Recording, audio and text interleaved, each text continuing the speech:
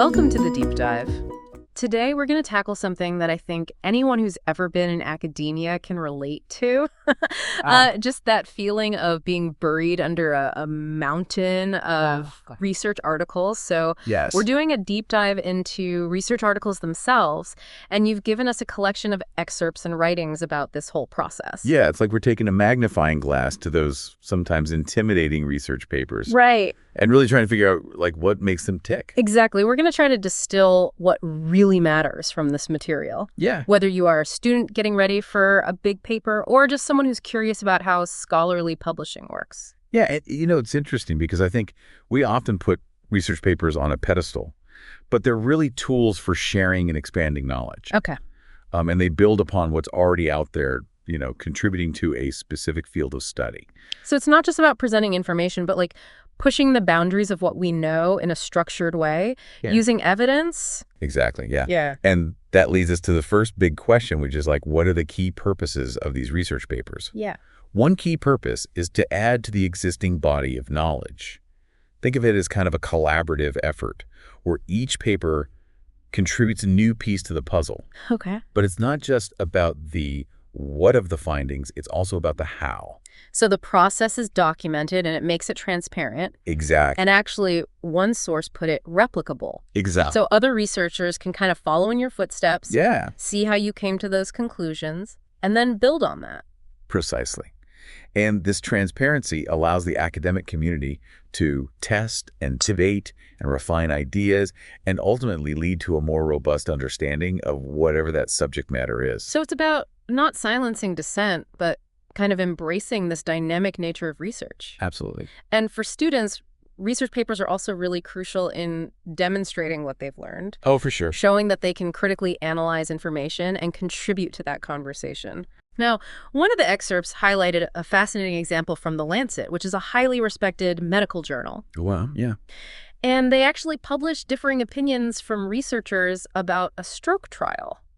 Even though the original research was, by all accounts, meticulous. Yeah, so this is interesting because it really illustrates the point that science isn't always about finding a single definitive answer.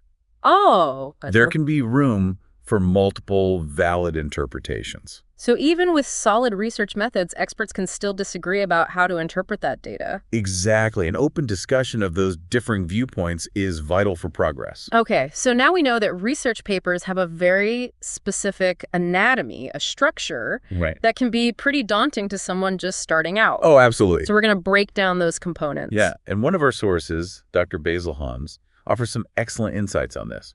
He compares a good research paper title to a well-aimed arrow.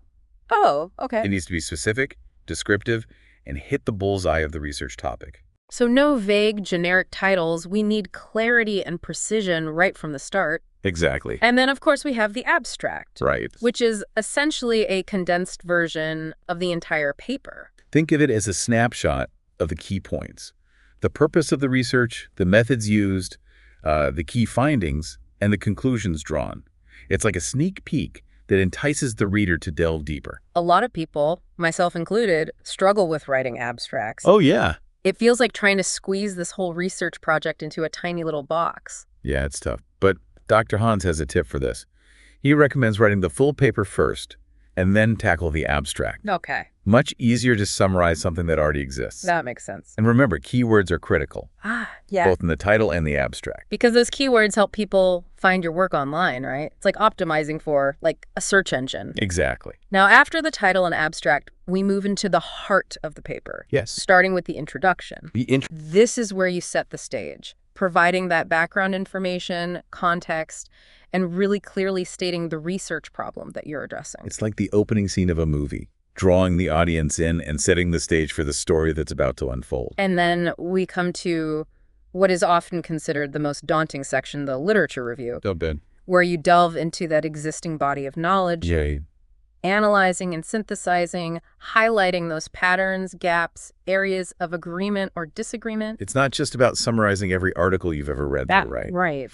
The key is to critically evaluate the strengths and weaknesses of those previous studies and identify trends and demonstrate how your research fits within that existing landscape. It's about building on what's already known, adding your unique contribution to that conversation. Right. And then we have the methodology section. Methodology. Where you lay out the blueprint of your research. Right. The design, participants, those data collection methods. Transparency is key here, allowing other researchers to understand your process, assess its rigor, and potentially even replicate your study. It's like sharing the recipe.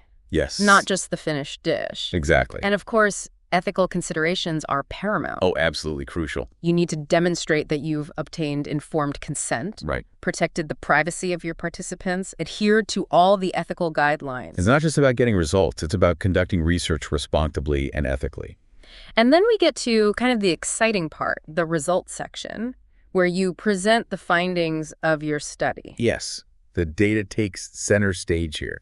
You want to present your findings objectively using tables and charts and graphs to visually represent those key takeaways. Letting the data tell its story without jumping to conclusions. Yeah, jumping to conclusions or interpretations just yet. Right. That comes later. Exactly. You save that for the discussion section. The discussion. Where you can kind of connect the dots between your findings and the existing literature. And the broader implications of your work. Yeah, this is where you get to delve into the meaning of your findings, comparing them to previous studies, highlighting their significance, and maybe even speculating a bit about what it all means for the field. And you can also address any limitations of your study there. Absolutely. Acknowledge any weaknesses or areas where further research is needed. Which actually strengthens your research. Right. Because it shows you've thought critically about your work and you're not overstating your claims. Exactly. And speaking of looking ahead, we then move into the section on future research directions. Ooh. Where you point the way forward, suggesting new questions that have emerged from your study or areas where further exploration is needed.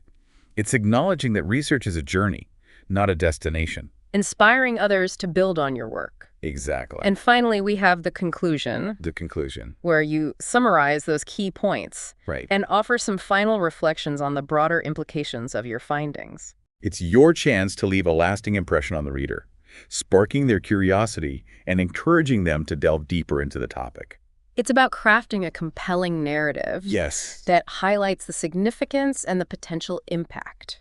Of course, no research paper is complete without a meticulously crafted reference list. Yes. Giving credit where credit is due and ensuring academic integrity. Now, this is where things can get a little tricky, but luckily there are resources and tools available to help navigate all those complexities of referencing. Definitely. Yeah, APA style can seem like a foreign language at times. Totally. But those guidelines are crucial for accuracy and consistency. Absolutely. And easy retrieval of your sources. Speaking of making research accessible, let's dive into the art of choosing a title that doesn't put readers to sleep. Oh, I could definitely use some help with that. My titles tend towards the overly long and academic. Well, we have some great insights from Dr. Jalongo on that very topic. She emphasizes the importance of being specific, using keywords, and crafting a title that accurately reflects the essence of your research while also enticing readers to learn more. Okay. It's like a magic formula. Yeah.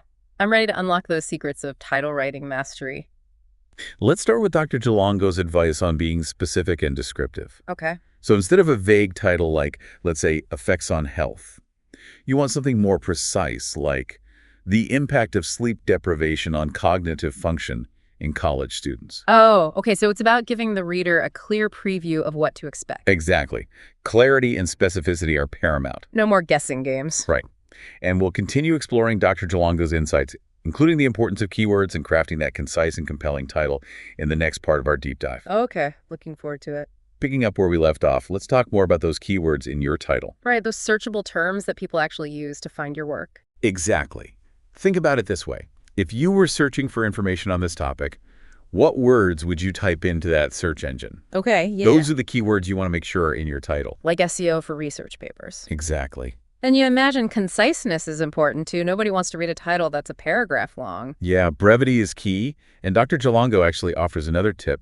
Consider using a subtitle if you need to add a little more context or specificity. Ooh, I like that. Like a movie title with a tagline. Right. Adds intrigue without making it too complex. Exactly. So, for example, instead of just artificial intelligence, you could have The Rise of Artificial Intelligence, Ethical Considerations for the Future. Yeah. That definitely has more punch. Now, shifting gears a bit to something that often fills researchers with dread. Oh, yeah.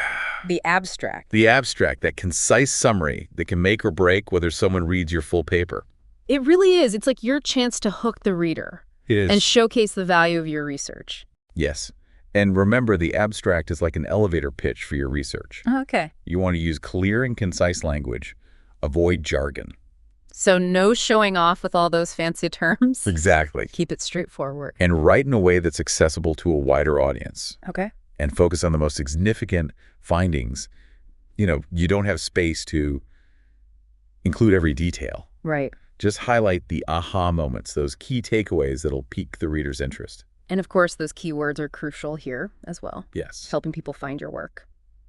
Now that we've covered the title and abstract, let's delve into the heart of the paper, the main body. Okay. Starting with the often dreaded literature review. That part where I usually feel like I'm drowning in a sea of academic journals. Yeah, but remember, the literature review isn't about just summarizing every article you've ever read. Okay. It's about synthesizing the existing knowledge, identifying trends, patterns, and most importantly, the gaps that your research aims to fill. So it's about like weaving together these threads of existing research. Exactly. To create a tapestry that showcases your unique contribution. And organization is key. You can group studies by theme, by methodology, or chronologically, whatever makes the most sense for your topic. And it's important to be critical too, right? Not just accepting everything at face value. Oh, absolutely.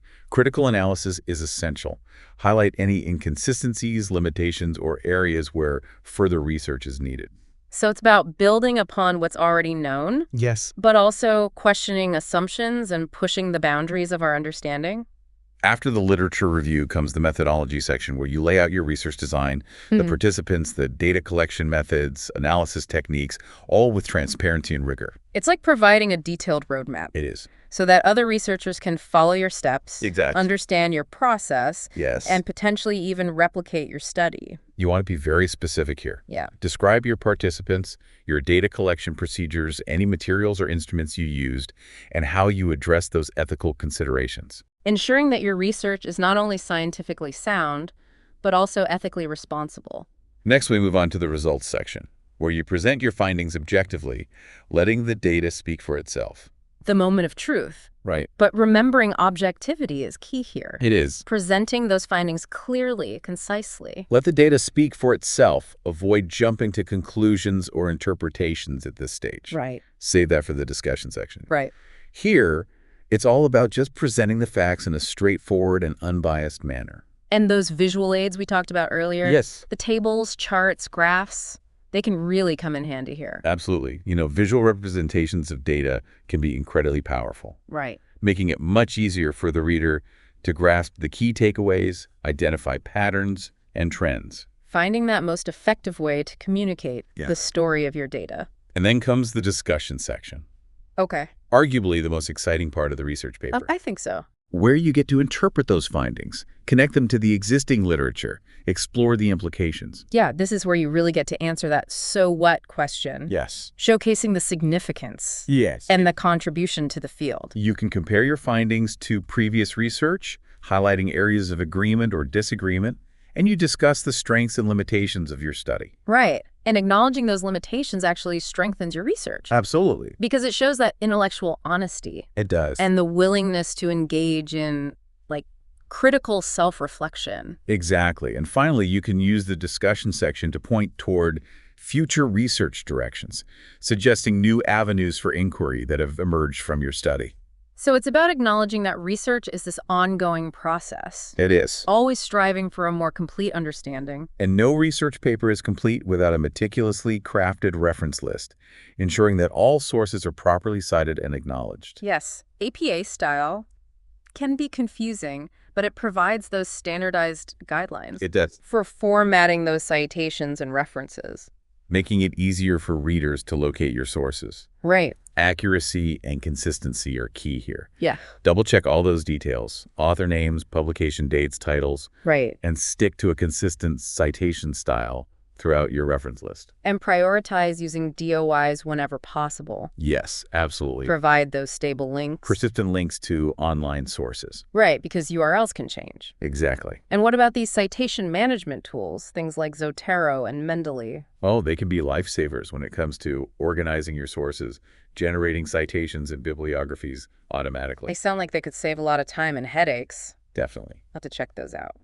Now let's shift gears a bit and talk about something that I think often gets overlooked in these discussions of research. Oh. Acknowledging limitations. It seems counterintuitive, admitting weaknesses. It does, but it shouldn't make your research stronger, and it does. It does. It demonstrates intellectual honesty and a realistic understanding that no research project is perfect or without constraints. So it's about being transparent. Yes. And acknowledging that every study has its boundaries, which actually enhances the credibility of your findings. So what are some common limitations that researchers might encounter?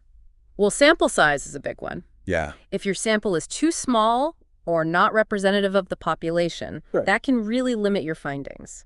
Another common limitation is the reliance on self-reported data.